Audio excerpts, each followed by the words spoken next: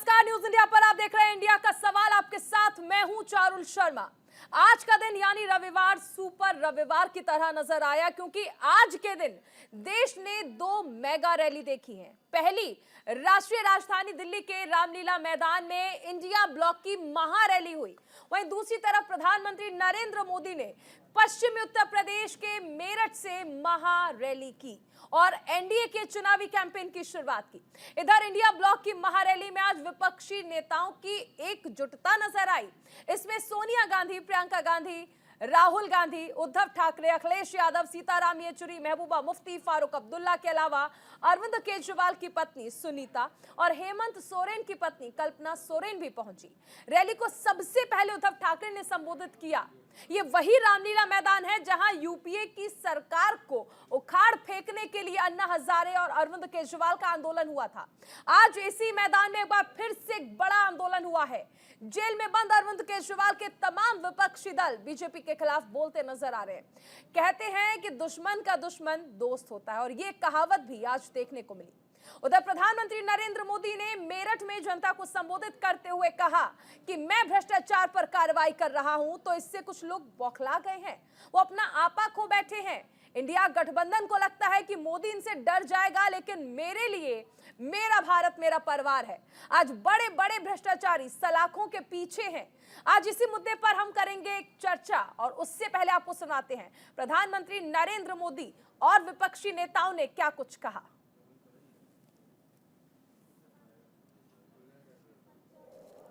लोकसभा का चुनाव है। अंपायर किसने चुने? नरेंद्र मोदी ने। हमारी टीम में से मैच शुरू होने से पहले 2 खिलाड़ियों को अरेस्ट करके अंदर कर दिया। तो भाइयों और बहनों, ये जो चुनाव हो रहा है, नरेंद्र मोदी जी इस चुनाव में मैच फिक्सिंग करने की कोशिश कर रहे हैं।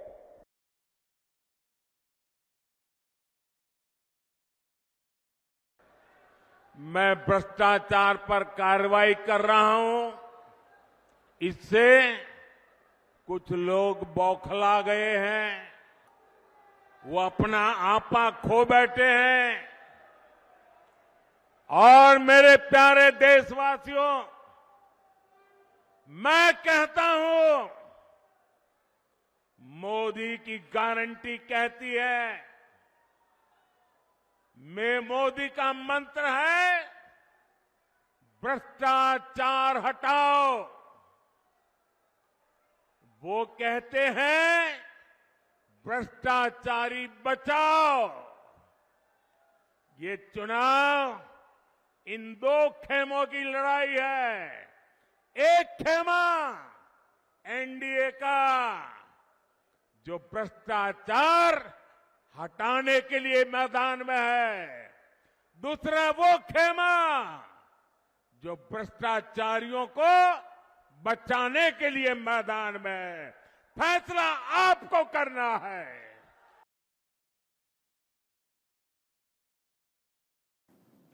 तेजस्वी यादव ने इस पूरे मसले पर क्या कुछ कहा और उसका जवाब प्रधानमंत्री नरेंद्र मोदी ने किस तरह से दिया, वो सुनाते हैं आपको।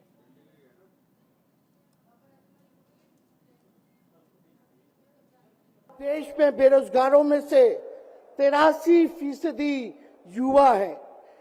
पढ़े लिखे युवाओं में बेरोजगारी लगभग 65% है। ग्रामीण क्षेत्रों में सिर्फ 17.5% युवाओं के पास ही काम है। यानी भारत की आत्मा गांव में 82% युवा आज बेरोजगार हैं, और मोदी जी इसके बारे में कोई काम नहीं किया। आप एक बार विश्वास कीजिएगा, अगर इंडिया सरकार की अलायंस की सरकार बनती है तो नौजवानों को हम लोग नौकरी देने का काम करेंगे। और आप लोगों ने गोविंदा का फिल्म का एक गाना सुना होगा कि तुम तो धोखेबाज हो, वादा करके भूल जाते हो। रोज रोज मोदी जी तुम ऐसा करोगे, रोज रोज मोदी जी तुम ऐसा करोगे, जनता जो रूठ गई तो हाथ मलोगे।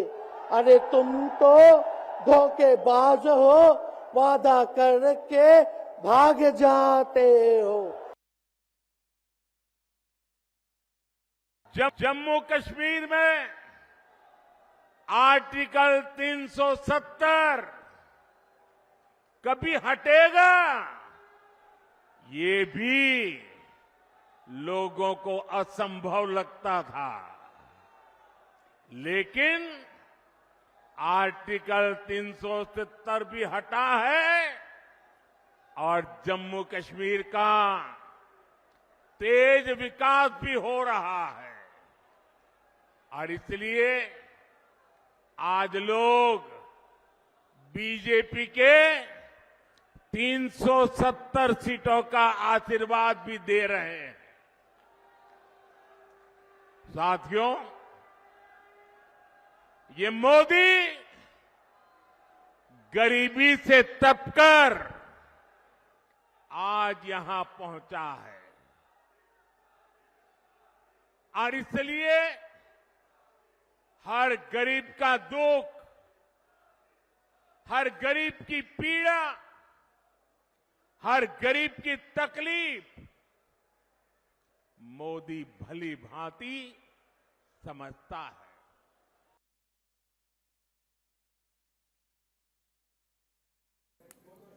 तो सुना आपने कि किस तरह से आज का ये जो रविवार रहा, ये मेगा रैलियों के नाम रहा है। आज कहा जा सकता है कि दो बड़े संदेश, और दोनों ही तरफ आप देख सकते हैं, एक तरफ प्रधानमंत्री नरेंद्र मोदी ने विपक्ष की जमकर आलोचना की, तो विपक्षी नेता भी आज एक साथ एक मंच पर नजर आए और उन्होंने बीजेपी पर तमाम आरोप लगाए, एनडीए पर तमाम आरोप लगाए। आज आपने सुना कि किस तरह से यह कहा गया कि लोकतंत्र को बचाना है, संविधान को बचाना है। विपक्षी नेताओं ने रामलीला मैदान में एक साथ एक मंच पर आकर यह कहा कि लोकतंत्र बचाना अब जरूरी हो चुका है, संविधान बचाना अब जरूरी होता है। और इस वक्त आप देखते हैं कि सबसे पहले अगर इसकी हम शुरुआत की बात कर ले तो आपने तमाम नामों को सुना, आपने उद्धव ठाकरे को भी सुना, आज अखिलेश यादव भी जमकर बरसे, तेजस्वी यादव जमकर बरसते नजर आए।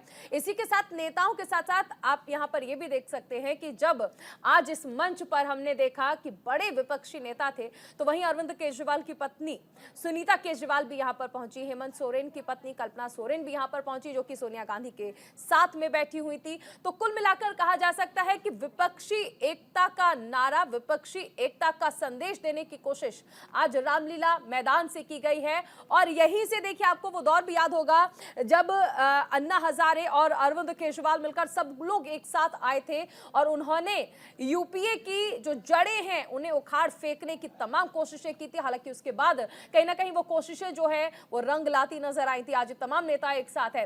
वहीं प्रधानमंत्री नरेंद्र मोदी की बात कर ले तो आज से उन्होंने आगाज कर दिया है पश्चिम उत्तर प्रदेश के मेरठ से। आप कह सकते हैं कि 2014 का चुनाव, माफ कीजिएगा 2019 का चुनाव, 2024 का चुनाव और 2014 का चुनाव आपको याद होगा। ये सब कुछ शुरुआत प्रधानमंत्री नरेंद्र मोदी ने मेरठ से ही की है।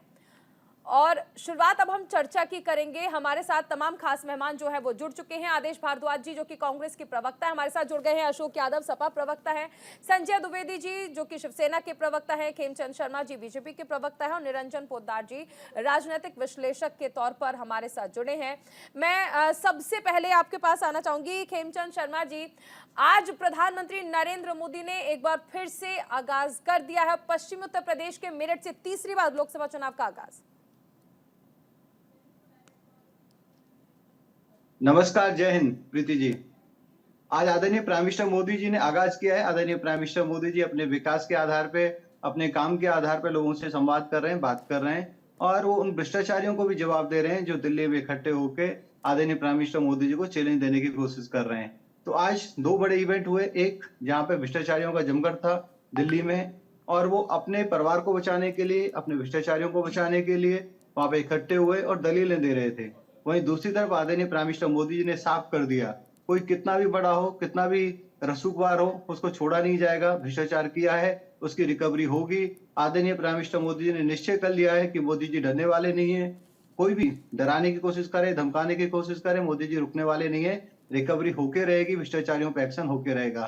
तो आज काफी जो पॉलिटिकल दृष्टि से संडे काफी हैवी लोडेड रहा और जनता ने देखा कि आदरणीय प्राइम मिनिस्टर मोदी जी का एक पॉजिटिव जो रोड मैप है वो भी लोगों के सामने आया और इंडी गठबंधन का जो बिखरा हुआ, जिसमें आज भी मंच से बिखराव दिखा, कार्यकर्ताओं में बिखराव दिखा, साथ के साथ उनका जो नकारात्मक बिहेवियर है वो भी लोगों के सामने आया। चलिए, हमारे साथ और भी मेहमान बने हुए हैं। आदेश भारद्वाज जी, खेमचंद जी कह रहे हैं कि बिखराव की स्थिति आज देखने को मिली। हालांकि विपक्षी नेताओं ने तमाम कोशिशें की हैं और मंच से तमाम बड़े संदेश देने की कोशिश आज आप लोग कर रहे थे कि लोकतंत्र को बचाना है, संविधान को बचाना है।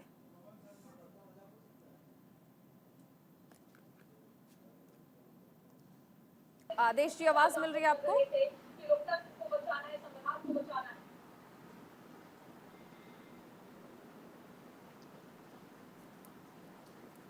आदेश की आवाज मिल रही है आपको?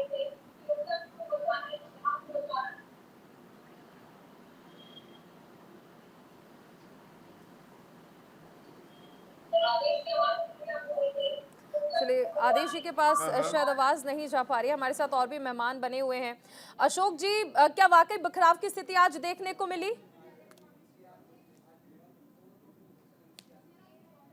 जो ये मीटिंग थी, ये एक तरह से जो मोदी सरकार के लिए उनकी रातों की नींद उड़ा, क्योंकि जो जनता ने जो अपना प्लेटफॉर्म की डिमांड की थी कि हमें एक प्लेटफॉर्म चाहिए जो इस वसूली गैंग से लड़ सके। जो मोदी सरकार के वसूली गैंग से लड़ने के लिए जनता की डिमांड थी कि कोई प्लेटफॉर्म विपक्ष का मजबूत बने। जनता की डिमांड थी कि देश को कमजोर करने वाली, देश की संवैधानिक संस्थाओं को कमजोर करने वाली, देश के युवाओं को की कमर तोड़ने वाली, देश के किसानों के ऊपर थार चढ़ाने वाली, महिलाओं का उत्पीड़न करने वाली इस मोदी की आताताई सत्ता से जनता को निजात दिलाने के लिए इंडिया गठबंधन की जो रैली हुई है, उस रैली से भी एक बहुत बड़ा संदेश गया है कि जिस तरह से आप विपक्ष के नेताओं को टारगेट करके जेल के अंदर डाल रहे हैं, जो कंस की तरह, जो कंस भी द्वापर युग में ऐसे ही करता था, तो उस तरह से उस युग में तो भगवान कृष्ण को अवतार लेना पड़ा था, लेकिन इस युग में ये जनता ही इस कंस रूपी सत्ता का अंत करेगी।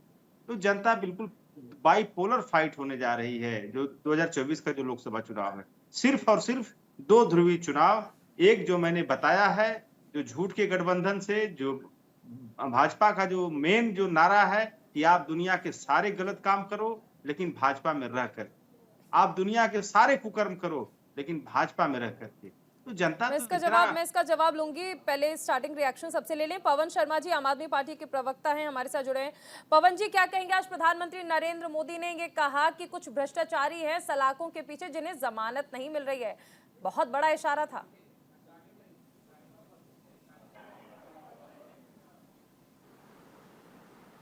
कार्यकर्ता किसी दूसरी पार्टी पर आरोप लगाता है, प्रधानमंत्री ऐसी आरोप लगाने का काम करा। आपने देखा होगा दिल्ली के अंदर इतना बड़ा हुजूम उमड़ा, इंडिया अलायंस की इतनी बड़ी भयंकर रैली हुई, उससे प्रधानमंत्री जी के पास शब्द नहीं थे बयान करने को। वो ऐसे बातें कर रहे थे, बड़ी हल्की उच्छी बातें कर रहे थे प्रधानमंत्री जी। वो देश के सबसे बड़े नेता हैं, उनको इस बात का थोड़ा सा ख्याल रखना चाहिए। देखिए, आज भारतीय जनता पार्टी की तानाशाही, भारतीय जनता पार्टी की गुंडागर्दी कि जिस तरह से पूरे देश में ईडी और सीबीआई के माध्यम से गुंडागर्दी कर रहे हैं, उसकी सारी आवाजों को दबाने की कोशिश कर रहे हैं, उसके खिलाफ लोगों का गुस्सा उमड़ा था। आज इतनी संख्या में दिल्ली के अंदर इंडिया अलायंस की सभा के अंदर लोगों का आना अपने आप में बहुत बड़ा एक ऐतिहासिक क्षण था। और देखिए, आज भारतीय जनता पार्टी ऐसी वसूली गैंग बन गई है, ये सारे नेताओं पर रेड करवाते हैं। जिस बयान के आधार पर, देखिए बहुत छोटा सा उदाहरण है, जिस बयान के आधार पर मुख्यमंत्री अरविंद केजरीवाल जी को जेल में डाला हुआ है, उसी शख्स से भारतीय जनता पार्टी ने शरद रेड्डी से 60 करोड़ रुपए की रिश्वत खाई। वो सीरीज ऑफ इवेंट्स हैं। जब उसको जेल हुई 5 करोड़ रुपए लिए, बेल अप्लाई हुई 25 करोड़ रुपए लिए, टोटल सब मिला के 60 करोड़ रुपए ऑन रिकॉर्ड खाए। ये एसबीआई का डेटा बताता है, इलेक्ट्रॉल फंड का डेटा बताता है। और भारतीय जनता पार्टी ने वसूली यहीं पे नहीं रुकी, 43 से ज्यादा ऐसी कंपनियां हैं जिसकी लिस्ट अभी तक सामने आई है, उनपे सीबीआई ईडी आईटी की रेड हुई और रेड होने के बाद उनसे इलेक्ट्रॉल बॉन्ड लिए गए और लगभग 2700 करोड़ के आसपास का आंकड़ा है।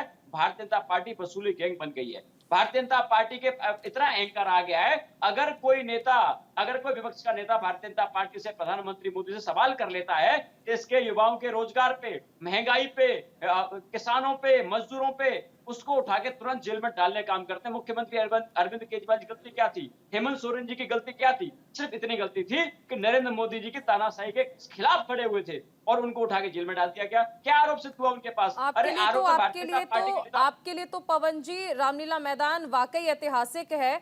अब से पहले आप लोग कांग्रेस को, यूपीए को खाड़ने के लिए वहां पर एकत्रित हुए थे, आज उन्हीं के साथ मिलकर मंच शेयर कर रहे हैं और कह रहे हैं कि बीजेपी को, एनडीए को खाड़कर फेंकना है। चलिए आगे भी मैं सबसे रिएक्शंस ले लूं।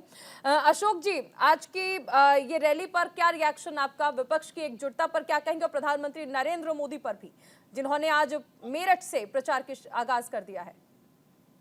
देखिए, विपक्ष की एकजुटता तो दिखाई दी है, इसमें कुछ कहने की जरूरत नहीं। जिस तरह से लोग लगातार एक नैरेटिव बनाने का प्रयास कर रही थी भारतीय जनता पार्टी कि विपक्ष में बिखरा हो गया, विपक्ष में ये हो गया, विपक्ष में वो हो गया, लेकिन आज जो मैसेज गया है, इस मैसेज से देश की जनता बड़ी आशान्वित।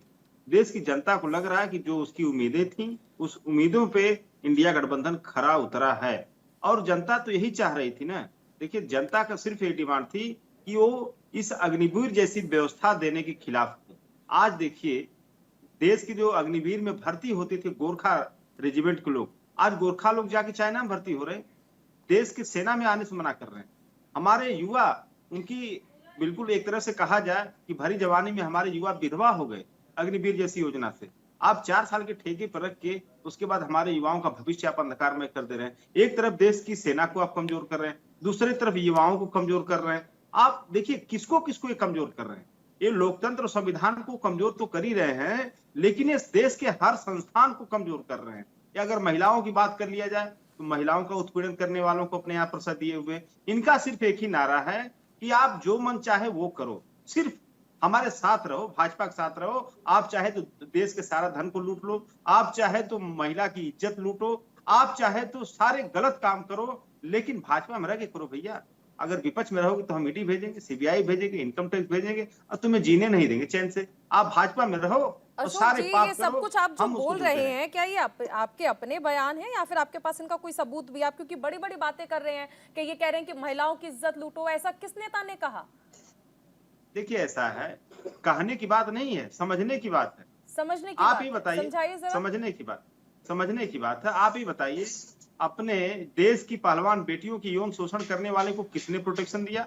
किसने उसको गिरफ्तारी से बचाया? किसने उसको संरक्षण देने का काम किया? पीएचई को, रेपिस्टों को किसने पुलिस से बचाया? 2 महीने तक वो लोग कैसे घूमते रहे?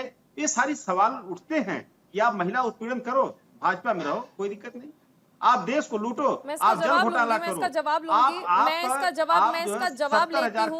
मैं इसका जवाब लूंगी खेमचंद जी से, लेकिन उससे पहले एक छोटा सा रिएक्शन निरंजन जी का भी मैं ले लूं। उसके बाद खेमचंद जी, आपसे बहुत सारे सवाल हैं जो कि विपक्षी नेता पूछ रहे हैं। निरंजन जी, आज की 2 मेगा रैलियां, दोनों पर आपका रिएक्शन।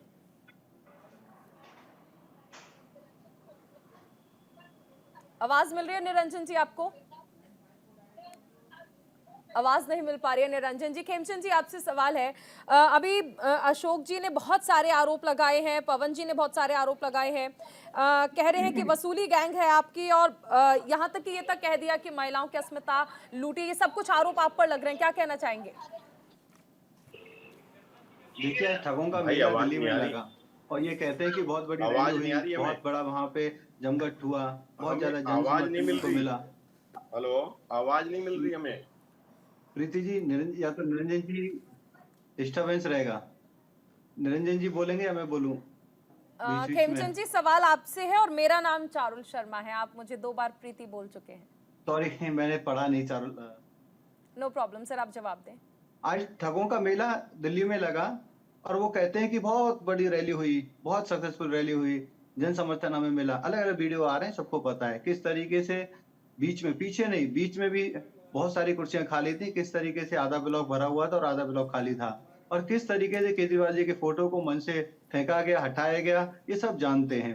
सिर्फ दिखावा करने की कोशिश की गई और भ्रष्टाचारियों को बचाने की कोशिश गई, कुछ परिवारों को बचाने की कोशिश की गई, लेकिन भ्रष्टाचारी बच नहीं पाएंगे। आदरणीय प्राइम मिनिस्टर मोदी जी ने साफ कर दिया है, कितना भी दबाव बना लो, कितनी भी कोशिश कर लो, आप अपने आप को किसी भी तरीके से रिप्रेजेंट कर लो, लेकिन जिसने भ्रष्टाचार किया है रिकवरी होती रहेगी, उसको जेल की सजा मिलेगी। क्योंकि जो आम लोगों का पैसा है, जो सरकार का पैसा है, जो सरकार के पास होना चाहिए था, जो गरीबों की भलाई के लिए खर्च होना चाहिए था, जो आपकी जेब में गया है, जो आपने अपनी भलाई के लिए, अपनी राजनीति के लिए उपयोग किया है, उसकी रिकवरी होके रहेगी। अभी ये बातें करते हैं महिलाओं की, हम सभी जानते हैं कि स्वर्गीय नेताजी क्या कहते थे, लड़के गलतियां हो जाती हैं। हम सब जानते हैं समाजवादी पार्टी के जमाने में किस तरीके से अत्याचार महिलाओं पे, युवाओं पे, और जिसकी लाठी उसके भैंस के आधार पर उत्तर प्रदेश चलता था। उत्तर प्रदेश में लोग शाम को 5-6 बजे के बाद निकलने से डरते थे, घरों से रोड पे नहीं जाते थे, जो सुनसान रोड है पे चलने से डरते थे। मैं मथुरा से आता हूँ, वहां पे हमारे यहाँ पे बरसाना, गोवर्धन, मथुरा लोग 7-8 बजे के बाद जाना बंद कर देते थे, क्योंकि जिस तरीके का वहां पे लॉ एंड ऑर्डर था हम सबको याद है, आज भी उत्तर प्रदेश वालों को याद है। तो ये लॉ एंड ऑर्डर की बात ना करें तो अच्छा है। एक प्राइवेट लिमिटेड कंपनी चलाते हैं, प्राइवेट लिमिटेड कंपनी को बचाने के लिए, परिवार को बचाने के लिए जितने भी दल इकट्ठे हुए, किसी ने वहां पे एक रोड मैप प्रस्तुत नहीं किया। जो रोड मैप डेवलपमेंट का रोड मैप हो, जो रोड मैप देश को आगे ले जाने का रोड मैप हो, जो रोड मैप युवाओं को काम देने का रोड मैप हो, जो किसानों को एम्पावर करने का रोड मैप हो, वो सिर्फ और सिर्फ लेकिन वो तो आदरणीय कह प्राइम रहे हैं मिनिस्टर ना मोदी कि जी संविधान प्रस्तुत कर रहे खतरे हैं। में है, लोकतंत्र खतरे में, और इसीलिए एक साथ एक मंच पर आए हैं। मैं आदेश जी आपका रिएक्शन लेना चाहूंगी, आपको आवाज मिल पा रही है? मैं कंप्लीट कर देता हूँ चारुल जी जी। कंप्लीट कर देता हूँ। जी। जो संविधान को सबसे पहले जिन्होंने सस्पेंड किया, खत्म किया, संविधान के तहत जो अधिकार हैं लोगों के सस्पेंड किए, लाखों लोगों को जिन्होंने जेल में ठूंसा, आज वो संविधान की बात करते हैं तो कोई उन पर विश्वास नहीं करता। केजरीवाल जी जो शपथ लेके कहते थे कि मैं चोरों के साथ कभी खड़ा नहीं होऊंगा, उनको कभी साथ में नहीं लूंगा, उनका समर्थन नहीं लूंगा, उनको समर्थन दूंगा नहीं, आज उन सभी चोरों को जिनको उन्होंने महाचोर कहा, महाठग कहा, आज उनके साथ वो खड़े हैं, उनकी पार्टी खड़ी है। ये सब दिखाता है कि अब लड़ाई जो है वो अपने भ्रष्टाचारियों को बचाने के लिए, परिवार को बचाने के लिए, देश जाए भाड़ में, जनता जाए भाड़ में, मैं जो रिएक्शन ले वायदे लेती किए हूँ, उनको मैं भुला दिया रिएक्शन ले लेती हूँ। आदेश जी आवाज मिल रही है आपको? भारद्वाज जी आदेश जी आपसे ही सवाल कर रहे हैं, आवाज मिल रही है आपको? मुझे आवाज नहीं आ रही आपकी। ये उस पे हाँ पैच कर दो, इसी पे कर दो। पीसीआर एक बार प्लीज चेक करें, आदेश जी को आवाज नहीं मिल पा रही है।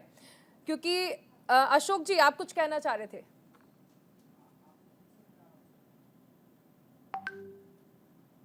माफ कीजिएगा, पवन जी आप कुछ कहना चाह रहे थे? भारतीय जनता पार्टी के प्रवक्ताओं की तरह मुझे सिंपैथी है भारतीय जनता पार्टी के स्टोक पर्सन से। सुबह जिस आदमी को, जिस नेता को ये लोग गाली देते हैं, शाम को भारतीय जनता पार्टी ज्वाइन कर लेता है, अगले दिन ये माला लेके पहुंच जाते हैं। अजीत पवार के ऊपर मैंने और चारुल जी आपने आरोप नहीं लगाया था, प्रधानमंत्री जी ने आरोप लगाया था कि 70,000 करोड़ का घोटालेबाज है। शाम को पार्टी ज्वाइन कर ली, डिप्टी सीएम बना दिया।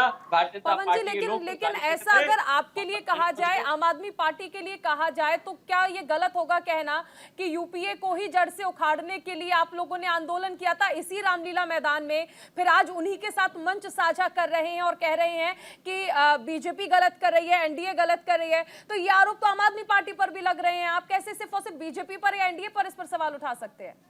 लेकिन चारुल जी आप जिस तरह से देख रहे हैं देश का माहौल जिस तरह से बन रहा है, सीबीआई, ईडी, इलेक्शन कमीशन सबको इस्तेमाल करके सारे जनतांत्रिक मूल्यों को खत्म किया जा रहा है। मतलब अगर ये चुनाव आखिरी बार भारतीय जनता पार्टी जीत गई तो अगली बार ना चुनाव होगा, ना आपका चैनल बचेगा, ना हम बचेंगे, ना कोई बचेगा जो देश की आवाज गलत अफवाह है चारुल जी। आज सभी मीडिया हाउसेज ने इनकी रैली को भी दिखाया, इनके वक्तव्य को भी दिखाया और पूरी तरीके स्वतंत्र रूप से ये रैली करने मैं ये कहना चाहूंगी पवन जी,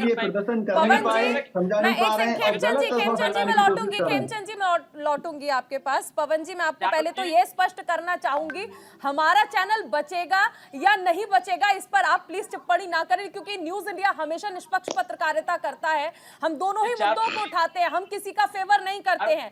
सवाल अगर मैं आपसे पूछ रही हूँ तो सवाल मैं खेमचंद जी से भी पूछ रही हूँ। चारुल जी तानाशाही में यही होता है कि कोई मीडिया का कोई भी स्तंभ अगर सत्ता से सवाल करता है तो उसको कुचल दिया जाता है। तो अगर तानाशाही लागू हो गई तो कोई चैनल बचेगा कहाँ? जो सरकार का गुणगान करेगा, भारतीय जनता पार्टी का गुणगान करेगा, वो बचेगा। तो भारतीय जनता पार्टी को समस्या तो इसी बात से है कि अरविंद केजरीवाल जी अगर सवाल कर लेंगे मोदी जी से, जेल पे डाल देंगे। अगर कोई नेता, कोई पार्टी सवाल कर लेगी, कांग्रेस सबसे पुरानी पार्टी है। लगता है कि अरविंद केजरीवाल जी को भी तो 9 समन भेजे गए थे ना? पवन जी, समन भेजे गए थे और उसके बाद अगर आपको लगता है कि सब कुछ अच्छा है, आप लोग आज मंच से कह रहे थे कि अरविंद केजरीवाल जी शेर हैं, लोकतंत्र को बचाएंगे, संविधान को बचाएंगे, ये सब कुछ जो आप मंच से कहते हैं ये कोर्ट में प्रूफ कीजिए ना, बाहर लाइए और दिखाइए कि अरविंद केजरीवाल जी निर्दोष थे। सिर्फ और सिर्फ मंच से कहने से आपको लगता है कि ये काम हो जाएगा? चारुल जी, कोर्ट तो लगातार भारतीय जनता पार्टी से, ईडी से सवाल कर रहा है कि सबूत तो लाओ, ट्रायल के अंदर आप 2 मिनट सवाल उनसे कर रहे हैं, नेता आपके हैं ईडी कस्टडी में और सवाल उनसे कर रहे हैं। चारुल जी, रावण ने भी हनुमान जी को बंदी बना लिया था, लंका फिर भी चली ना, लेकिन अहंकार किसी का भी नहीं चलता। देश हमारा लोकतांत्रिक है, लोकतांत्रिक व्यवस्था से देश चलता है। किसी को डराने से, धमकाने से, जेल में डालने से, केस करने से, एक्सटॉर्शन करने से देश नहीं चलता। जो हमारे पूर्वजों ने हमारे अपने प्राणों की आहुति दी हमारे देश को आजाद कराने के लिए, वो रो रहे होंगे ऊपर से देख के आज। भगत सिंह जी ने क्यों अपनी आजादी, अपने प्राणों की आहुति दी? इसलिए दी कि हमारे देश में आजादी से सांस ले सके, सभी का भागीदारी हो। जितने भी हमारे देश की जनसंख्या 140 करोड़ आज है, सबकी भागीदारी हो। अगर एक ताना से आके बैठ जाएगा, आप मुझे ये बताएं कि क्या कांग्रेस भ्रष्टाचारी है? क्या कांग्रेस भ्रष्टाचारी है? क्योंकि आप लगातार कहते रहे थे कि कांग्रेस ने भ्रष्टाचार किया, भ्रष्टाचारियों के साथ नहीं जाएंगे। क्या कांग्रेस भ्रष्टाचारी है? देखिए, भ्रष्टाचारी का कोई देश में है तो भारतीय जनता पार्टी है। जिसको गाली देते हैं उसको शामिल करवा लेते हैं। बट ये तो इनको बताया कि भाई इन्होंने पंजाब में आप लोग क्यों कहते हैं कि कांग्रेस बेईमान है? पंजाब में आम आदमी पार्टी क्यों कहती है कि कांग्रेस बेईमान है? फिर दिल्ली में आते हैं तो कांग्रेस अच्छी हो जाती है, उनके साथ मंच साझा कर लेते हैं। तो कांग्रेस बेईमान है या नहीं, आप एक बात बताइए। कांग्रेस, आम आदमी पार्टी, चारुल शर्मा, पवन शर्मा, ये मैटर नहीं करते। नहीं, मैटर करते हैं क्योंकि जब एक राजनीतिक पार्टी के नेता 2 अलग राज्य में अलग बयान देंगे तो मैटर करता है। आप एक शब्द में बताइए, कांग्रेस बेईमान है या नहीं? भगवंत मान कहते हैं कि बेईमान है, हाँ या ना? पूरी बात तो कर दूं। सर पहले हाँ या ना में तो बता दीजिए। अरे हर चीज का जवाब हाँ या नहीं होता ना, मैं आपको पूरी बात बता रहा हूँ। जवाब नहीं आपके पास। हम और आप मैटर नहीं करते, देश का संविधान मैटर करता है। आपके पास इसका जवाब नहीं है, आपके पास इसका जवाब नहीं है। मैं निरंजन जी के पास आऊंगी। सर मैं इस पे बात नहीं कर सकती क्योंकि आप क्लियर ही नहीं कर पा रहे हैं। आप क्लियर नहीं कर पा रहे हैं। निरंजन जी, स्थिति आप देख रहे हैं। लौटूंगी पवन जी, लौटूंगी आगे लौटेंगे आपके पास। निरंजन जी, स्थिति को देखकर क्या कहेंगे आप? आपका रिएक्शन। देखिए चारू जी, आज जिस तरीके से हमने देखा है कि जो अरविंद केजरीवाल जी के बारे में मैं बात करूंगा कि जिनको पकड़ने के लिए अरविंद केजरीवाल जी दौड़े थे, आज कहीं ना कहीं उनसे आगे निकल गए। और दूसरी तरफ इसी रामलीला मैदान के अंदर जब 2012 के अंदर हम जब इन्हीं अरविंद केजरीवाल जी और यही सारी की सारी टीम, शायद उसके अंदर पवन शर्मा जी भी होंगे, यही गोपाल राय जी और ये सौरभ भारद्वाज जी और जो आतिशी मारलेना जी, सारी की सारी एक ही टीम थी। केवल जो मंच था, मंच के पीछे का दृश्य बदला हुआ था, क्योंकि 2012 के अंदर जो हमने मंच के पीछे दृश्य देखा था, उनके अंदर इन्हीं नेताओं की, यानी कि जो आज मंचासीन नेता थे, इन्हीं नेताओं की फोटोएं लगी हुई थी, 26 नेताओं की, और उनके ऊपर कांटा मार करके लिखा हुआ था महाभ्रष्ट लोग। और आज वही लोग वहां पे मंचासीन थे और वो आज महाभ्रष्ट ना होकर के वो आज बिल्कुल स्पष्ट लोग होकर के बैठे हुए थे। पहली बात। दूसरी बात, देखिए निश्चित रूप से आपने एक चीज और आप यहाँ पे मिस कर रहे हैं कि यहाँ पे दिल्ली के रामलीला मैदान के अंदर इंडिया गठबंधन की मीटिंग हो रही है, उसके अंदर टीएमसी के नेता आकर के यहाँ पे बहुत अच्छे अच्छे लच्छेदार भाषण दे रहे हैं, इंडिया गठबंधन जीतने की बात कर रहे हैं। और बंगाल के अंदर वही ममता बनर्जी आज ही कृष्णनगर सीट के ऊपर जब प्रचार करने जाती है, वो कहती है कांग्रेस को वोट देना मतलब बीजेपी को वोट देना, कम्युनिस्ट पार्टियों को वोट देना मतलब बीजेपी को वोट देना। कहने का तात्पर्य वही महबूबा मुफ्ती जब कश्मीर जाकर के वहां पे प्रचार कर रही है तो वो वहां पे एनसी को गालियां दे करके ढीला कर रही है और दिल्ली में आकर के गलबैया कर रही है। यानी कि सीधी सी बात आप ये समझिए, इस गठबंधन की फितरत ये है कि दोस्ती पक्की, खर्चा अपना अपना। रही बात जिस तरीके से वो जो गठबंधन के अंदर जो बातें हुई 2012 के अंदर इसी रामलीला मैदान में यही टीम जब पूरा का पूरा आंदोलन करती थी, जनता इकट्ठी होती थी, तो ये भ्रष्टाचार पे बात करते थे, ये परिवारवाद पे बात करते थे, ये राजनीति के शुद्धि और स्पष्टीकरण पे बात करते थे। आज के पूरे मैंने 2 घंटे तक ये कार्यक्रम देखा, लेकिन एक बार भी भ्रष्टाचार का मुद्दा नहीं उठा, एक बार भी राजनीति के शुद्धिकरण का मुद्दा नहीं उठा, एक बार भी परिवारवाद का मुद्दा नहीं उठा। इनसे जवाब ले लीजिए। केवल एक ही चीज का मुद्दा था और वो था नरेंद्र मोदी। छगन भुजबल का नाम सुना है कि नहीं सुना? किसका? अरे भाई, भारतीय जनता पार्टी के प्रवक्ता जवाब नहीं दे पाते, आप ही जवाब दे दो। शरद रेड्डी का क्या हुआ जिसे 60 करोड़ रुपए भारतीय जनता पार्टी ने रिश्वत पवन खाई? शर्मा जी, छगन भुजबल का पवन क्या हुआ शर्मा जिसकी जी, ईडी की फाइल खो गई? पवन शर्मा जी, बताइए, इतनी प्रफुल्ल पटेल का क्या हुआ जिसका केस इतनी बंद हो गया? बेशर्मी तो जिंदल मेरी का बात क्या सुनिए, हुआ? इतनी बेशर्मी आज तो परसों नटवर जिंदल लाल को के गाली पास देते भी थे, नहीं थी दादा। आज भारतीय जनता पार्टी ज्वाइन कर लिया, सुनिए मेरी जिंदल की बात आरती को, उतार रहे इतनी हैं। तो बेशर्मी बताइए तो भारतीय नटवर जनता लाल पार्टी के का पास चेहरा भी क्या नहीं है? थी पवन शर्मा क्या जी, भारतीय जनता जितनी पार्टी का बेशर्मी अरे आज प्रधानमंत्री जी आप को कम से आकर कम हल्की टीवी बातें पे नहीं तो करनी बोलते चाहिए। हैं। और अरे जो हमोरा आप आरोप बात लगा करते देंगे, हैं, शुद्धता अरे की स्पष्टीकरण हमोरा की आरोप और लगा कहते देंगे हैं, तो दर्जी राजनीति फर्क बदल नहीं गए पड़ता। थे। लेकिन देखिए, प्रधानमंत्री नीति देश का अगर तुमसे इतनी हल्की आपको बात करेगा, आज जो इतनी अच्छी आंदोलन के अंदर ओछी जो बात करेगा, लाखों की तो मुझे भीड़ लगता है जो देश के लिए आया शर्मनाक करती विषय थी, है कहीं ये। ना कहीं अपने अरे आप पोद्दार को जी कम से ठगी कम आप तो, महसूस कर रही होगी। अरे ये आप मैं आपको पत्रकार के नाम पे आप सत्य तो कम लिख से के दे कम, रहा हूं, क्योंकि जो आज अरे की पोद्दार भीड़ जी आप ही जवाब दे दो, शरद रेड्डी से 60 करोड़ रुपए की रिश्वत क्यों खाई? पवन जी, 60 पवन जी, करोड़ क्या की ये रिश्वत आपको क्यों खाई शोभा बताइए? देता है? क्या आपको ये शोभा देता है कि आप दूसरे गेस्ट जब बोल रहे हैं तो उसमें बीच में आप दखल अंदाजी करें? क्या तो वो आप आपके जवाब जवाब दे के दो। बीच, क्या वो आपके जवाब के बीच बोल रहे थे? आप जवाब दे दो। इनके पास बोलने के लिए आप बचा बोलने क्या है? के लिए इनके नहीं पास है। अभी बोलने के लिए कुछ बचा नहीं। आपको सारा कब बोलने मौका के नहीं लिए मिल रहा है? आपको कब मौका नहीं मिल रहा है? आपसे सवाल पूछते हैं, आप घुमाने लगते हैं बातों को।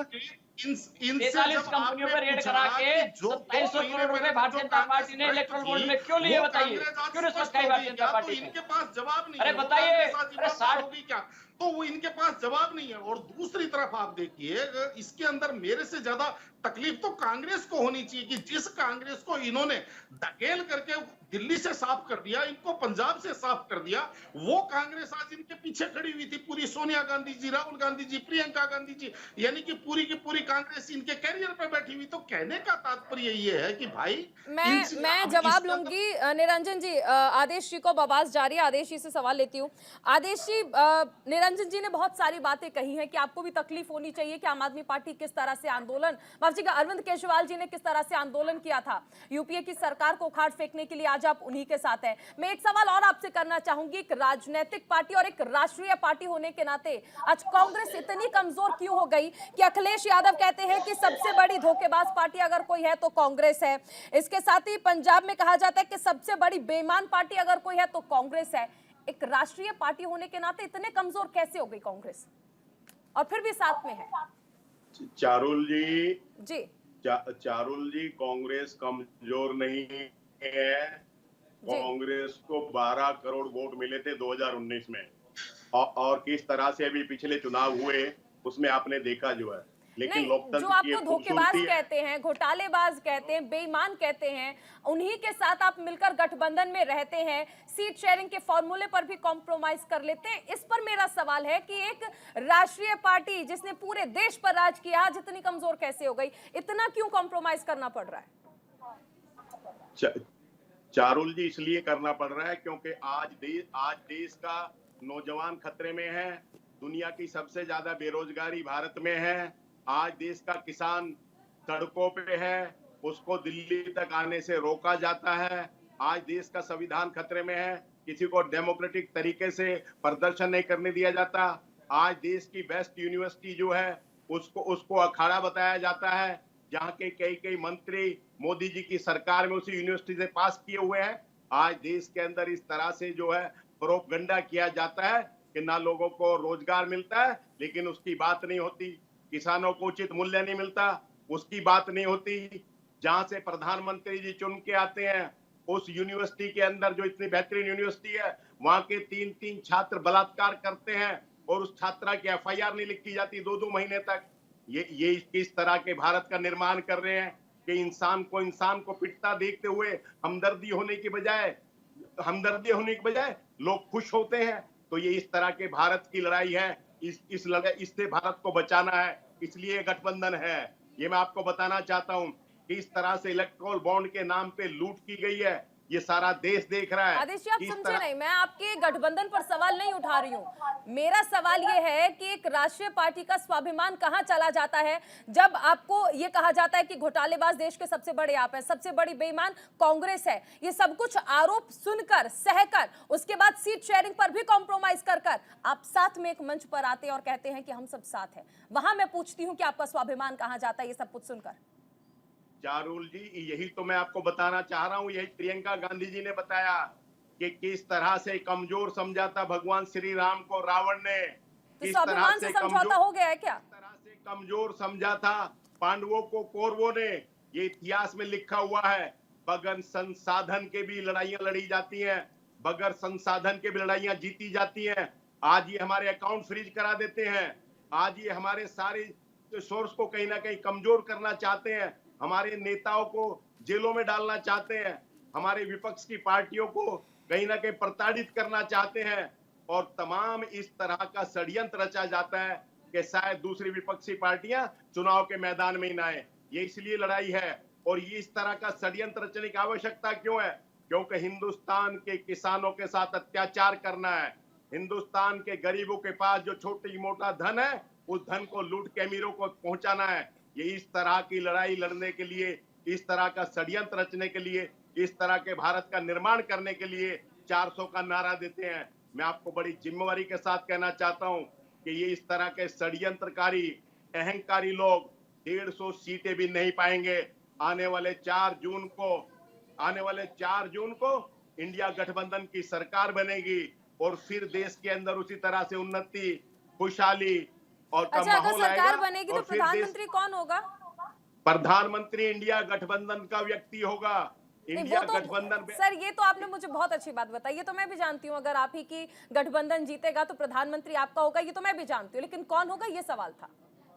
कौन होगा ये हमारे नेता तय करेंगे, ये नेता तय करेंगे, बैठेंगे, बात करेंगे। इसी गठबंधन को तोड़ने का प्रयास करना चाह रही है भारतीय जनता पार्टी। इसी गठबंधन के संसाधनों को नेता तो आप ही के हैं जो बयान देते हैं। मैं बहुत देर से खामोश हैं अशोक यादव जी, उनसे भी रिएक्शन लेती हूँ। अशोक जी, ये खामोशी क्या जताती है? बहुत देर से खामोश हैं आप। चारुल जी, सभी विपक्ष के लोग बोल चुके हैं, मेरे को आप जवाब देने का मौका दीजिए प्लीज। जी बिल्कुल। निरंजन जी भ्रष्टाचार की बात कर रहे थे। आदेश जी, अशोक जी से सवाल है। अशोक जी बोलिए।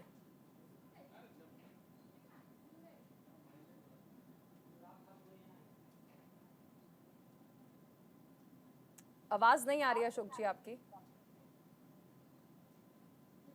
आ रही मैडम? जी चलो जी, आवाज आ रही? बोलिए।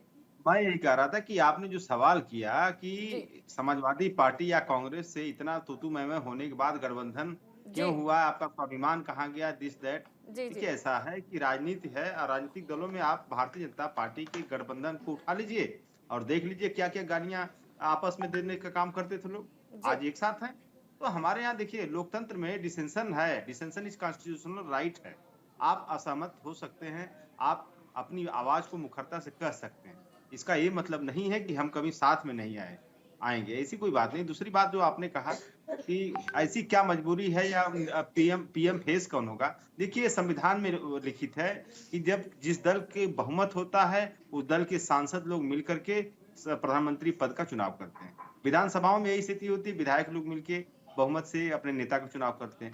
ये सवाल गौण है कि प्रधानमंत्री कौन बनेगा, मुख्य सवाल ये है कि सत्ता को हटाने का सवाल मुख्य है, क्योंकि अगर ये सत्ता नहीं हटी चारुल जी तो देश बर्बाद हो जाएगा, देश में कुछ बचेगा नहीं। क्योंकि ये लोग जब कहते हैं भारत माता की जय, वहीं पे भारत माता को लूटने का काम करते हैं। भारत माता को इलेक्ट्रोल बॉन्ड के माध्यम से लूटते हैं, पीएम केयर फंड के माध्यम से लूटते हैं। तो भारत माता की जय बोलने से भारत माता की जय नहीं हो जाएगी, उसके लिए कुछ करना पड़ेगा आपको। भारत माता के ऊपर आपने 4 गुना विदेशी कर्ज बढ़ा दिया, ये भारत माता की जय बोलने से नहीं ना होगा। आप कहते हैं कि India is mother of democracy white house में, और वहीं मदर ऑफ डेमोक्रेसी का चीरहरण आप कर रहे हैं, तो आपको शर्म आनी चाहिए ना दोनों बातें कहती हुई एक साथ। मदर ऑफ डेमोक्रेसी कैसे है इंडिया, जब इस तरह से आप लोकतांत्रिक सरकारों को अनस्टेबल करेंगे, चुने हुए मुख्यमंत्रियों को आप जेल के अंदर डालेंगे, संवैधानिक संस्थाओं को अपने पैर की जूती समझेंगे, तो कैसे मदर ऑफ डेमोक्रेसी होगा इंडिया। मैं जवाब लूंगी खेमचंद जी से, लेकिन अभी एक बहुत छोटे से ब्रेक के लिए हमें रुकना है। आप बने रहिए न्यूज़ इंडिया के साथ।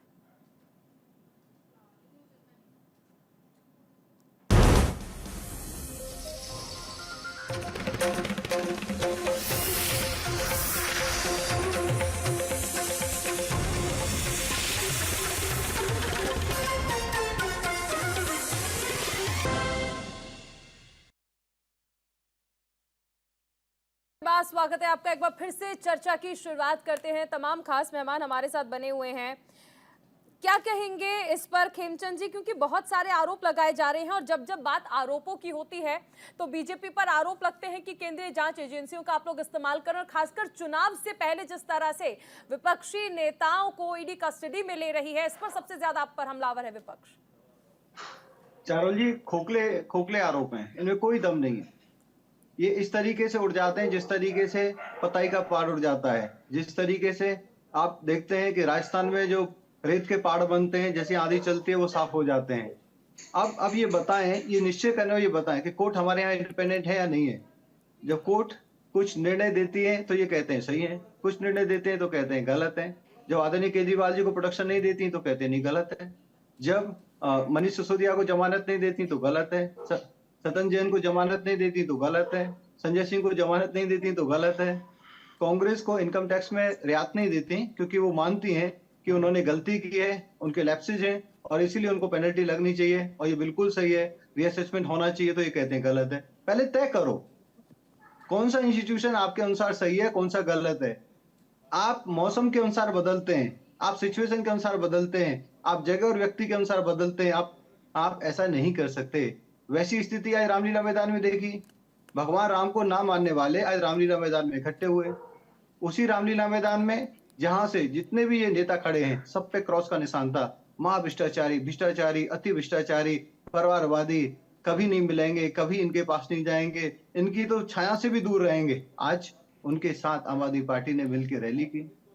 उस रैली में कोई रोड मैप प्रस्तुत हुआ नहीं, जनता की भलाई की बात हुई नहीं, सिर्फ और सिर्फ अपने अपने परिवारों को बचाने की वहां दलीलें दी गई और रिक्वेस्ट की गई, जनता से ये आग्रह किया गया कि हमारे लिए स्पेशल ट्रीटमेंट हो क्योंकि हम दिल्ली के सीएम हैं तो हमें गिरफ्तार न किया जाए। ऐसा कहां लिखा है?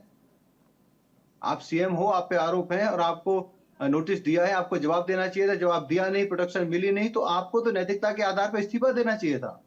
आपको तो शर्म नहीं आ रही है, अभी तक आप इस्तीफा नहीं दे रहे हैं, लोग थू कर रहे हैं और आप कहते नहीं सर्विंग सीएम को जेल में डाल दिया। अरे सर्विंग सीएम तो आप रहोगे जब आप खुद से इस्तीफा नहीं दोगे।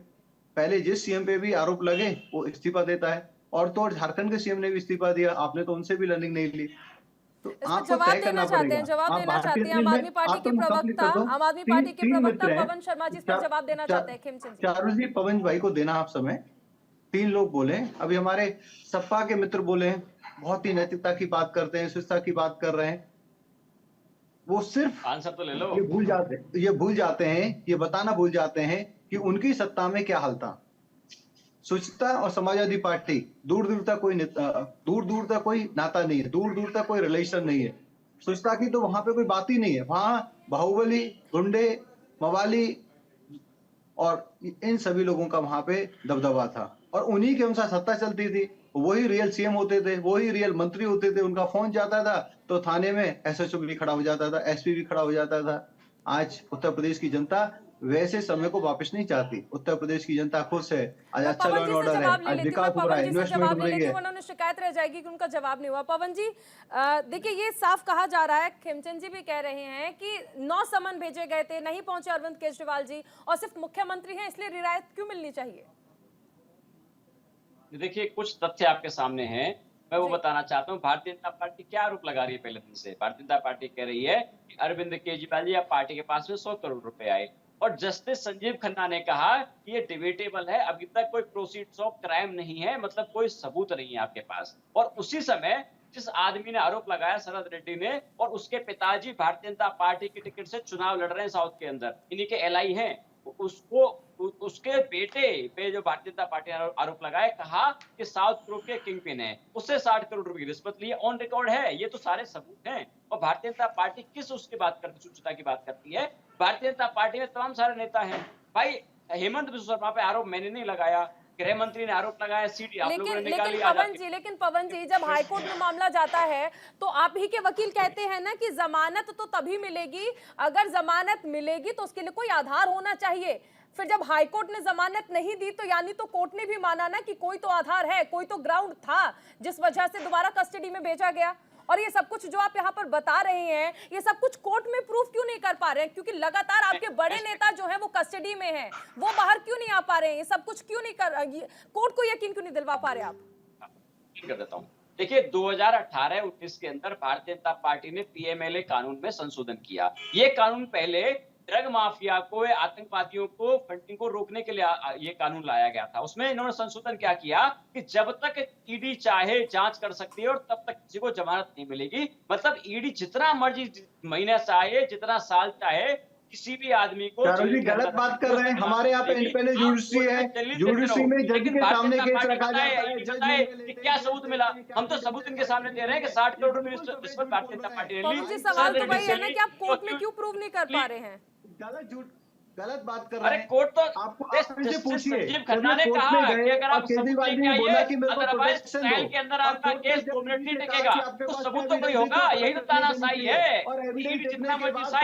जितना मर्जी चाहे आरोप लगा ले, जेल में बंद कर दे। हम तो पूछ रहे हैं भाई, शरद रेड्डी का तो सबूत आपके सामने है, इलेक्शन कमीशन पे साइट पे अवेलेबल है, सुप्रीम कोर्ट के डंडे के बाद सारा आंकड़ा मिला। इलेक्ट्रल कोर्ट के माध्यम से तरीके से जुडिशरी की बेइज्जती कर रहे हैं, गलत बातें कर रहे हैं, अफवाह फैला रहे हैं, गलत बड़े से बड़े इन्फॉर्मेशन वकील शेयर कर लगा रहे लिए हैं। थे, मैं इसकी निंदा इलेक्ट्रल करता हूँ। बोर्ड का डाटा आप ना पाए, केजरीवाल जी ने हर साल वेको लगा लिए, तमाम सारे वकील लगा लिए, लेकिन सुप्रीम कोर्ट के बाद आदेश के बाद सारे इलेक्ट्रल लिया है। खेमचंद जी, पवन जी, आप दोनों ही राष्ट्रीय पार्टियों के नेता हैं, आप दोनों ही राष्ट्रीय पार्टियों के प्रवक्ता हैं। इस तरह एक साथ बोलना शुरू कर देते हैं, समझ नहीं आता है कि आप बोलना क्या चाहते हैं। आप यहाँ पर जनता को अपनी बातें रखने के लिए आते हैं ना सर? ऐसे रख पाएंगे आप बातें? और पवन जी, जब मैंने आपसे कांग्रेस पर सवाल पूछा तो आप एक हाँ या ना में जवाब नहीं दे पाए थे।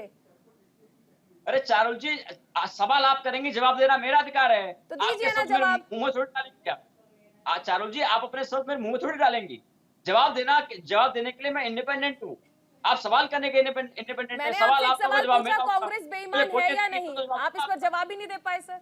आप मुझे बोलने देंगे तब तक कोई मैं सवाल कांग्रेस जवाब होगा नहीं होगा? है बेईमान? अरे वो तो भारतीय जनता पार्टी तय कर ले, जो ईडी छोड़ी हुई है। आपके नेता बोलते हैं, आपके नेता बोलते हैं, आपसे सवाल कर रहे हैं। आपके नेता मेरे बोलने से क्या होगा? भारतीय जनता पार्टी ने सारी जांच करा ली ना, सारी ईडी से नहीं कहते हैं। भगवंत मान जी कहते हैं कि नहीं कहते हैं कि कांग्रेस बेईमान है? आम पार्टी मिला नहीं। भगवंत मान जी कहते हैं कि नहीं कहते हैं? चारुल जी, भारतीय जनता पार्टी ने हमारे सारे नेताओं पर केस करा वही बात है, आपसे सवाल करते हैं, आप कहते हैं भारतीय जनता पार्टी ये कह रही है। आप अपनी पार्टी का स्टैंड नहीं बता पा रहे हैं, आप अपनी पार्टी का स्टैंड नहीं बता पा रहे हैं। सिर्फ आरोप लगाने के लिए डिबेट में नहीं आया जाता सर, जवाब भी होना चाहिए। बता दीजिए चारुल जी, और आप भी बताओ चारुल जी, भारतीय जनता पार्टी आज तक कोई एक सबूत नहीं बता पाई कि हमारे ऊपर क्या सबूत मिला आज तक। आपका आपसे सवाल क्या किया जाता है, आप जवाब क्या देते हैं? फिर आप कहते हैं कि बोलने का वक्त नहीं दिया जाता है। बता दीजिए फिर आप। चारुल जी, आप ही के नेता कह रहे हैं सर, आप ही के नेता कह रहे हैं, आपके पास उसका जवाब नहीं है। देखिए वक्त बहुत कम है, मैं आदेश जी का एक रिएक्शन ले लेती हूँ, सबका एक छोटा सा रिएक्शन ले लें। आदेश जी, क्या कहेंगे आज की 2 बड़ी रैलियां जो आज देखी गई? मैं सिर्फ ये कहना चाहता हूं कि जब आप खेमचंद जी से पूछती थे कांग्रेस भ्रष्ट है, तो आपको ये बता देना चाहिए कि कांग्रेस के जितने मुकदमे थे, जितने केस थे भ्रष्टाचार के, वो मोदी जी के समय में ट्रायल हो और हर आदमी निर्दोष निकला है। वहीं कोई भ्रष्टाचार नहीं है, ये आपको साफ ढंग से बताना चाहिए। आप देश को गुमराह कर रही हैं। मेरा बड़ा सीधा सा आरोप है आपके ऊपर। दूसरा, मैं बड़े अदब के साथ आपको कहना चाहता हूं कि भारतीय जनता पार्टी की इलेक्शन कमीशन को दी हुई बैलेंस शीट, उसको बाहर निकाल लें। 1297 लोग ऐसे हैं जिनके सिर्फ नाम लिखे हुए चंदे में, कोई पता उनका नहीं दिया गया, कोई पैन नंबर नहीं दिया गया। 42 लोग ऐसे हैं जिनसे 3 करोड़ रुपए के लगभग चंदा लिया गया और एक भी व्यक्ति का ना नाम है और ना ही किसी व्यक्ति का कोई पता है। सिर्फ 42 एंट्री ऐसी हैं जिसमें 3 करोड़ से ज्यादा का चंदा है, कोई नाम भी नहीं दर्शाया गया। आदेश जी, क्योंकि वक्त की कमी है, मेरे पास वक्त की कमी है मेरे पास, लेकिन मुझे अच्छा लगा कि आपने मुझ पर आरोप लगाए, क्योंकि मैंने आरोप नहीं लगा रहे, आपने आपने कहा कि ये मेरा आरोप है आपके ऊपर, और मैं यकीन मानिए मैं इस आरोप से खुश हूँ कि ये स्वाभिमान आपका जो जागा है, ये स्वाभिमान उस वक्त भी जागना चाहिए जब आपको धोखेबाज कहा जाता है, आपको भ्रष्टाचारी कहा जाता है, और उन्हीं के साथ आप मंच साझा करते हैं, उन्हीं के साथ आप मंच साझा करते हैं। यही स्वाभिमान आपका उन पार्टियों के साथ मंच साझा करने के वक्त जागना चाहिए। मुझ पर आरोप लगाने से आपका स्वाभिमान जिस तरह जागा है वो आगे भी होना चाहिए। वक्त कम है सर, वक्त कम है, और उनका रिएक्शंस भी लेना है। अशोक यादव जी, छोटा सा रिएक्शन सर। ये जो भ्रष्टाचारी बार बार भारतीय जनता पार्टी के लोग कहते हैं कि न्यायालय है, लेकिन देखिए यही खूबसूरती इनकी है ये हर जगह धोखा करने का काम करते हैं। न्यायालय ने कई बार माननीय सुप्रीम कोर्ट ने फटकार लगाई है को कि बचाना जिसके चाहते खिलाफ हैं, कोई इस देश के मुकदमा लोगों करते को बचाना चाहते हैं। उनके आपने उनकी देखा आदेश 400 जी, आदेश जी, के आपका बारे में। वक्त पूरा हो गया सर। अशोक जी से जवाब लिया जा रहा है, वक्त कम है सर, चारुल वक्त जी कम है देखिए, जी। हाँ अशोक जी, चारुल, मैं यही कह रहा था कि इनकी जो है, जो कोर्ट में किसी खिलाफ अगर ये मुकदमा करवाते हैं भारतीय जनता पार्टी के लोग, तो सप्लीमेंट्री चार्जशीट देते हैं। माने 1.5 साल 2 साल तक चार्जशीट नहीं देंगे फाइनल, सप्लीमेंट्री चार्जशीट। मतलब प्रोसीडिंग इज पनिशमेंट। इतना प्रोसीडिंग लंबी खींच दो कि 2 साल 3 साल तक बड़ा बड़ा नेता जेल के अंदर सड़े। आपने देखा होगा एक साईं बाबा, प्रोफेसर साईं बाबा का केस अभी हाल ही में उनको मतलब एक्विट किया कोर्ट ने, और वो कहा है कि इनको झूठा फंसाया गया था। और 2 साल विकलांग व्यक्ति, विकलांग प्रोफेसर 2 साल जेल के सलाखों के पीछे रहे, और कितनी बुरी स्थिति थी उनकी। तो इनका देखिए, ये इनका टॉर्चर करने का तरीका भाजपा करा दिए। ये इस तरह की नीति थी इनकी जो है निरंजन जी, कोरोना के छोटा अंदर रिएक्शन। किस तरह से लोगों अशोक जी, की हो मृत्यु गया, हुई, आदेश किस जी तरह हो से गया सर, आपको टाइम मिल गया रेमडेसिविर। सर प्लीज, आपको टाइम दिया गया सर। निरंजन जी, आपका रिएक्शन। चारुल जी, जी मेरी आवाज आ रही है? जी बिल्कुल आ रही है सर, छोटे कम शब्दों में देखिए प्लीज। हाँ, देखिए चारुल जी, निश्चित रूप से आप इस चीज को मान के चलिए कि जिस तरीके से दोहरे मापदंड से ये देश देखता है, इन चीजों को बिल्कुल भी मेरे हिसाब से इसीलिए जनता से कनेक्ट कर पा रहे। और अगर कोई कुछ बोलता है तो इनको बड़े पेट में दर्द होता है, लेकिन वास्तविकता जानते हैं। वास्तविकता ये है कि आज जिस तरीके से इंडिया गठबंधन की अगर हम बात करें, तो आप ये समझ लीजिए ममता बनर्जी बंगाल में क्या कह रही है, उत्तर प्रदेश के अंदर अखिलेश जी क्या कह रहे हैं, इनको इस चीज से तकलीफ नहीं होती। इनको तकलीफ चारुल शर्मा से होती है, इनको तकलीफ निरंजन पोद्दार से होती है। पहले आप अपनी 5 में से 1 उंगली अपनी तरफ भी तो देखिए। जब आप 1 उंगली दूसरे की तरफ करते हैं तो 4 आपकी तरफ भी तो होती है। लेकिन आज ये स्थिति नहीं है। और आपको मैं बड़े दावे के साथ कह रहा हूँ, ये जो बड़े खुद करके कह रहे हैं, 4 जून के बाद में कांग्रेस की स्थिति ऐसी सर, होगी। अगर मुझे तकलीफ होती भी है तो मुझे इस बात से कोई आपत्ति नहीं है, क्योंकि मैं पत्रकार हूं और मेरा काम है सवाल पूछना, और मैं सवाल जरूर पूछूंगी। इनकी तकलीफ अगर इन्हें है तो इन्हें जवाब तो देना पड़ेगा। बहुत छोटा सा रिएक्शन खेमचंद जी, वक्त बहुत कम है। देखिए, ना तो इनके पास नेता है, ना इनके पास नियत, और इनके पास नीति तो बिल्कुल नहीं है। इसीलिए इनका कुछ भला नहीं होने वाला। और अभी कांग्रेस के मित्र कह रहे थे, तो कांग्रेस के मित्र, उनके जो उच्च नेता हैं, वो भी फाइनेंशियल फ्रॉड में इन्वॉल्व है, उनकी पार्टी भी फाइनेंशियल फ्रॉड में इन्वॉल्व है। वो भी इन्फॉर्मेशन शेयर नहीं करना चाहती, वो भी बताना नहीं चाहती, वो भी समय पे इनकम टैक्स की फाइल रिटर्न नहीं करना चाहती। और फिर कहती हैं, देखिए कोर्ट ने राहत नहीं दी, कोर्ट हमें अलग तरीके से ट्रीट नहीं कर रहा है, हम तो स्पेशल पार्टी है, हम तो वो पार्टी है जिसने प्रधानमंत्री दिया। अरे प्रधानमंत्री दिए तो क्या आपको स्पेशल राइट मिल गए? आम आदमी के लिए भी वही रूल है इनकम टैक्स का, आपके लिए वही रूल है। तो आपसे भी अगर आप टाइम पे इन्फॉर्मेशन नहीं देंगे, इनकम टैक्स फाइल रिटर्न नहीं करेंगे, तो आप पे भी पेनल्टी लगेगी। और वो बिल्कुल सही है, कोर्ट ने भी माना है। वैसे ही आम आदमी पार्टी जो सबको जांच कर रही है एजेंसियां, ऐसा बीजेपी का कहना है, लेकिन विपक्ष लगातार इन एजेंसियों को सवालों के घेरे में खड़ा कर रहा है। माफ कीजिएगा, वक्त बहुत कम है, लेकिन आप सभी का बहुत शुक्रिया हमारे साथ चर्चा में जुड़ने के लिए। अभी रुकेंगे एक छोटे से ब्रेक के लिए, आप बने रहिए न्यूज़ इंडिया के साथ।